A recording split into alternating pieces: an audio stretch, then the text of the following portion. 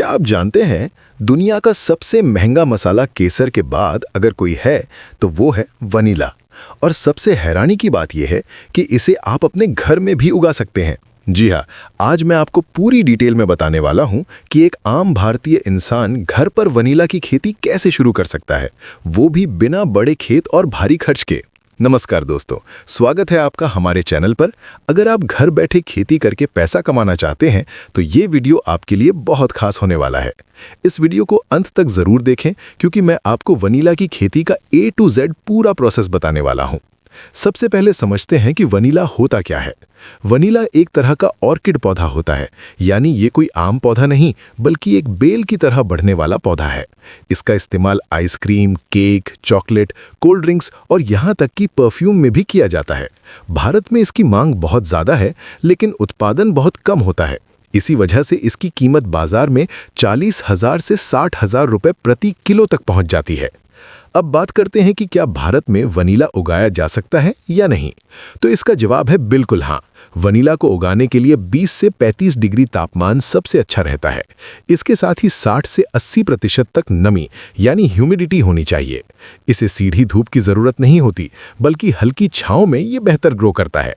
अगर आप बिहार, पश्चिम बंगाल, केरल, कर्नाटक या उत्तर प्रदेश जैसे राज्यों में रहते हैं तो आप आसानी से वनीला उगा सकते हैं। अब सवाल आता है कि वनीला का पौधा मिलेगा कहाँ से। वनीला के बीज नहीं होते, इसे कटिंग से उगाया जाता है। आप किसी अच्छी नर्सरी से वनीला की कटिंग खरीद सकते हैं या ऑनलाइन भी ऑर्डर कर सकते हैं। ध्यान रखें कि कटिंग हेल्दी हो और उसमें कम से कम 2 से 3 नोड्स जरूर हों, क्योंकि वहीं से जड़ और नई ग्रोथ निकलती है। अब बात करते हैं मिट्टी और गमले की तैयारी की। वनीला के लिए आपको ऐसी मिट्टी चाहिए जो पानी को रोके नहीं बल्कि जल्दी निकाल दे। इसके लिए आप 40% गार्डन सॉइल, 30% कोकोपीट और 30% वर्मी कंपोस्ट का मिक्स तैयार करें।